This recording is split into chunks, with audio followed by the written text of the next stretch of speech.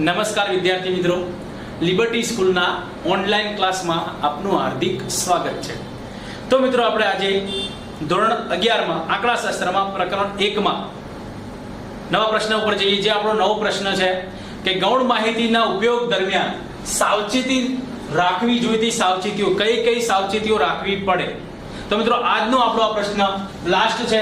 આ પ્રકરણમાં આ પ્રશ્ન લાસ્ટ છે અને આ પ્રકરણ આપણે આ પ્રશ્ન જોઈને પૂરું કરીશું। તો મિત્રો ગયા લેક્ચરમાં આપણે જે ગૌણ માહિતીના પ્રાપ્તિ સ્થાનો વિશે નોંધ મેળવી હતી, જે ગૌણ માહિતીના પ્રાપ્તિ સ્થાનો વિશે આપણે માહિતી સમજ્યા હતા, ડિસ્કસ કરી ચૂક્યા હતા, જેમાં ગૌણ માહિતીના બે હતા પ્રકાર, પ્રકાશિત માહિતી અને બિન પ્રકાશિત માહિતી। તો પ્રકાશિત માહિતીમાં આપણે સરકારી પ્રકાશનો જોયા હતા, બિન સરકારી પ્રકાશનો જોયા હતા, સંશોધનકારોની સંસ્થાઓ જે છે એના પ્રકાશનો પણ આપણે એને ડિસ્કસ કરી ચૂક્યા હતા। પછી કોઈ એની વર્તમાન પત્રો અને સામયિકો હોય અને પછી વ્યાપારી અને વ્યાપારિક જે પ્રકાશનો છે એના વિશે પણ આપણે સમજ મેળવી હતી। તો મિત્રો આપણે બિન પ્રકાશિત પ્રાપ્તિ સ્થાન પરથી જે ગૌણ માહિતી મળે છે, કેવી રીતે મળે છે બિન પ્રકાશિત માહિતી પરથી, એ પણ આપણે લાસ્ટ લેક્ચરમાં જોઈ ચૂક્યા હતા। આજે આપણે જોવાના છીએ ગૌણ માહિતીના ઉપયોગ દરમિયાન રાખવી જોઈતી સાવચેતીઓ। મતલબ જ્યારે તમે ગૌણ માહિતીનો ઉપયોગ કરો છો, ગૌણ માહિતીનો ઉપયોગ કરો છો ત્યારે એના માટે કઈ કઈ સાવચેતીઓ રાખવી જરૂરી છે એ મોસ્ટ ઇમ્પોર્ટન્ટ છે। તો મિત્રો ધ્યાન રાખજો, જ્યારે પણ તમે ગૌણ માહિતીનો ઉપયોગ કરતા હોય, જ્યારે પણ તમે ગૌણ માહિતીનો ઉપયોગ કરતા હોય તો એ ઉપયોગ કરતા પહેલા એનું શું કરવું જોઈએ? કાળજીપૂર્વક ચકાસણી કરવી જોઈએ। મિત્રો ધ્યાન રાખજો ખાસ, ગૌણ માહિતીનો ઉપયોગ કરતા પહેલા કાળજીપૂર્વક ચકાસણી કરવી જોઈએ। કારણ કે શા માટે? તો કારણ કે આવી માહિતી કેવી હોય? ખામીયુક્ત, અપૂરતા નિદર્શ કદવાળી હોઈ શકે છે। અપૂરતા નિદર્શ કદવાળી એટલે જેટલા નિદર્શનની જરૂર હતા એની માહિતી એને મેળવી નથી એવું કહી શકાય। તો મિત્રો ચકાસણી કરીને માહિતી લેવી જરૂરી છે, અથવા તપાસના હેતુ સાથે બંધ બેસતી ન પણ હોય। મિત્રો ધ્યાન રાખજો, તપાસના હેતુ સાથે બંધ બેસતી એટલે કે જે તમે નિદર્શ તમે લીધો છે એ નિદર્શ તપાસના હેતુ સાથે સંગત હોવો જોઈએ।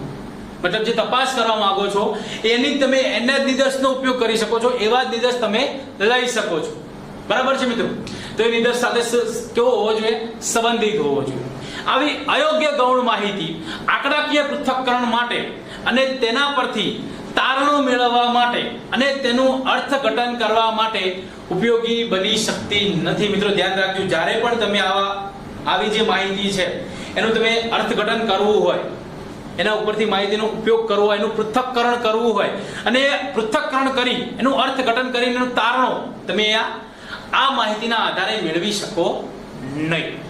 મિત્રો કારણ હવે યાદ રાખજો, આથી આવી માહિતીનો ઉપયોગ કરતા પહેલા કેટલીક સાવચેતીઓ રાખવાની જરૂર છે એ આપણે હવે જોઈએ છીએ। તો પહેલા નંબરમાં કઈ સાવચેતી રાખવાની જરૂર છે? તો મિત્રો ધ્યાન રાખજો કે ગૌણ માહિતી પહેલા તમે ગૌણ માહિતીનો ઉપયોગ કરતા પહેલા માહિતી કોણે મેળવી છે અને ક્યાંથી માહિતી મેળવી છે તે ખાસ જોવું જોઈએ। તો માહિતીનો ઉપયોગ કરતા પહેલા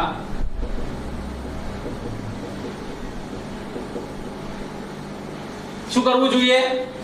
માહિતી કોણે મેળવી છે અને ક્યાંથી મેળવી છે તે ખાસ જોવું જોઈએ। મિત્રો ધ્યાન રાખજો, જ્યારે પણ તમે માહિતીનો ઉપયોગ કરો એની પહેલા તમારે ખબર હોવી જોઈએ કે આ માહિતી ક્યાંથી મેળવી છે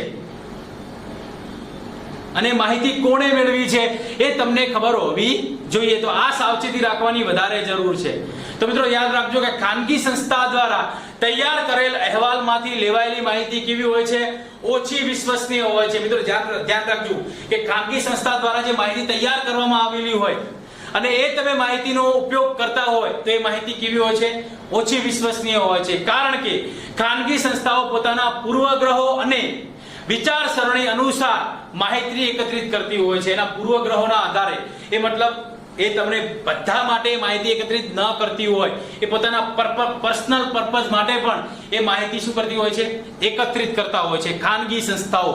તો મિત્રો ખાનગી સંસ્થાઓ દ્વારા જે વિગત તૈયાર કરવામાં આવે છે, એ અહેવાલ તૈયાર કરવામાં આવે છે, એ વિશ્વસનીય હોતા નથી। ધ્યાન રાખજો ખાસ। મિત્રો ખાનગી સંસ્થાનો તમે આ માહિતી તરીકે ઉપયોગ કરી શકો નહીં। તો પહેલી સાવચેતી આ છે। બીજા નંબરમાં છે તો મિત્રો ગૌણ માહિતી મેળવવાનો હેતુ અભ્યાસના હેતુ સાથે કેવો હોવો જોઈએ? સુસંગત હોવો જોઈએ. ગૌણ માહિતી મેળવવાનો હેતુ અભ્યાસના હેતુ સાથે સુસંગત હોવો જોઈએ.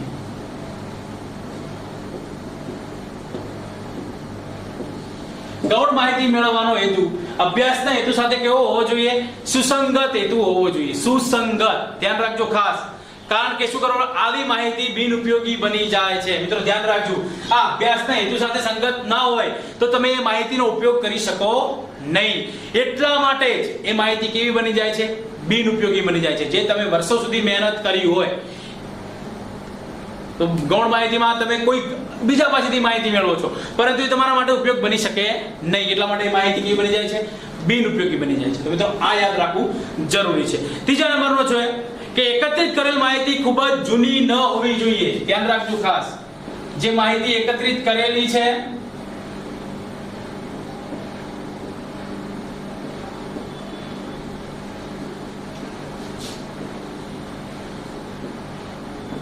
એકત્રિત કરેલ માહિતી જૂની ન હોવી જોઈએ. મતલબ મિત્રો માહિતી કેવી હોવી જોઈએ? અપડેટ હોવી જોઈએ, લેટેસ્ટ હોવી જોઈએ. તમે જે આ વર્ષ માટે જો કરતા હોય તો મિત્રો એની માહિતી તમારી પાસે લેટેસ્ટ માહિતી હોવી જોઈએ. મતલબ એકત્રિત કરેલી માહિતી ખૂબ જ જૂની ન હોવી જોઈએ. ધ્યાન રાખજો ખાસ, તે અત્યારના સમયગાળા સાથે બંધ બેસતી હોવી જોઈએ. મતલબ ચાલુ હોવી જોઈએ, લેટેસ્ટ માહિતી હોવી જોઈએ. દાખલા તરીકે એની કેવી માહિતી હોવી જોઈએ? દાખલા તરીકે અનાજ, સોનું, પેટ્રોલ વગેરેના ભાવ, આના ભાવ તમને લેટેસ્ટ ભાવ તમારી જોડે હોવા જોઈએ. તો આ ખાસ ધ્યાનમાં લેવાનું છે. ચોથા નંબરમાં છે, હવે જ્યારે પણ તમે ગૌણ માહિતીનો ઉપયોગ કરો છો, એ ગૌણ માહિતીનો ઉપયોગ કરતા પહેલા તેનું માહિતીનું કાર્યક્ષેત્ર શું છે?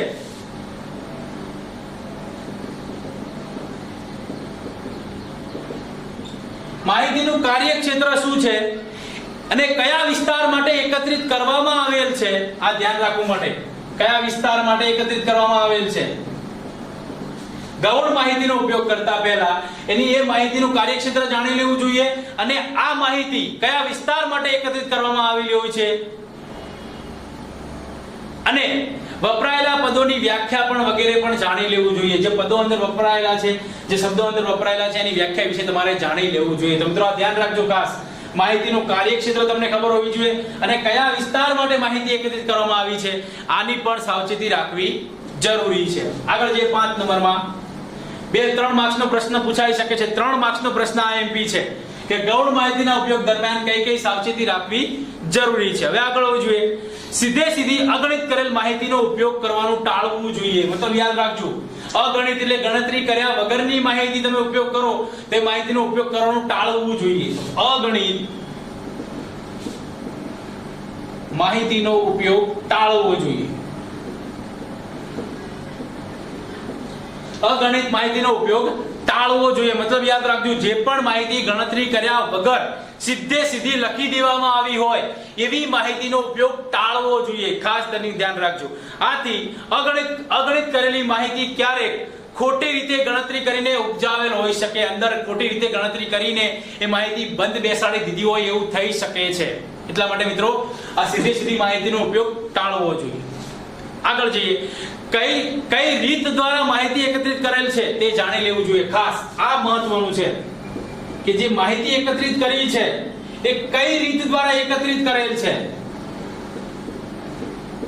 તે જાણી લેવું જોઈએ. કઈ રીત દ્વારા એકત્રિત કરેલ છે તે જાણી લેવું જોઈએ. પ્રત્યક્ષ તપાસની રીતથી માહિતી એકત્રિત કરી છે કે પરોક્ષ તપાસની રીતથી માહિતી એકત્રિત કરી છે કે પ્રશ્નાવલી દ્વારા માહિતી એકત્રિત કરી છે એ તમારે જાણી લેવું જોઈએ. કારણ કે જો જેથી સંશોધન કરતા તે રીતના લાભ ગેરલાભથી વાકેફ બને. જો તમને આ માહિતીની ખબર હોય તો તમે એના લાભ વિશે પણ તમે માહિતી મેળવી શકો. ગૌણ માહિતીનો યોગ્ય લાભ પ્રાપ્ત કરવા માટે ઉપરની સાવચેતીઓને લક્ષ્યમાં રાખીને તેનો ઉપયોગ કરવો જોઈએ. તો મિત્રો આટલા ટોપિક છે, આની અંદર 5 ટોપિક છે. 3 માર્ક્સનો મોસ્ટ આઈએમપી મહત્વનો પ્રશ્ન છે જે તમે સારી રીતે ખબર પડી હશે. તો મિત્રો ગૌણ માહિતીનો ઉપયોગ કરતા પહેલા કઈ માહિતી મેળવી છે પહેલા તો યાદ રાખજો કે માહિતીનો ઉપયોગ કરતા પહેલા એ માહિતી કોણે મેળવી છે અને ક્યાંથી મેળવી છે તમને ખબર હોવી જોઈએ. બીજા નંબરમાં છે એ અભ્યાસના હેતુ સાથે એનો કેવો હોવો જોઈએ? સંગત, અભ્યાસના હેતુ સાથે સુસંગત હોવો જોઈએ, તપાસનો હેતુ.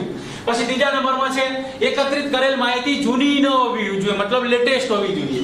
ચોથા નંબરમાં છે માહિતીનું કાર્યક્ષેત્ર શું છે અને કયા વિસ્તાર માટે માહિતી એકત્રિત કરેલ છે એ જાણી લેવું જોઈએ. પાંચમા નંબરમાં છે સીધી માહિતીનો ઉપયોગ ટાળવો જોઈએ, મતલબ ગણતરી કર્યા વગર જે માહિતી મેળવી છે એનો ઉપયોગ તમે ન કરી શકો. છઠ્ઠા નંબરમાં છે કઈ રીત દ્વારા માહિતી એકત્રિત કરેલ છે એ પણ તમને ખબર હોવી જોઈએ. તો મિત્રો આજના લેક્ચરમાં આપણે અહીં પ્રકરણ 1 પૂરું કરીએ છીએ. પ્રકરણ 2 તરફ જવા માટે આપણે નેક્સ્ટ લેક્ચરમાં પ્રકરણ 2 જોઈશું. ધન્યવાદ.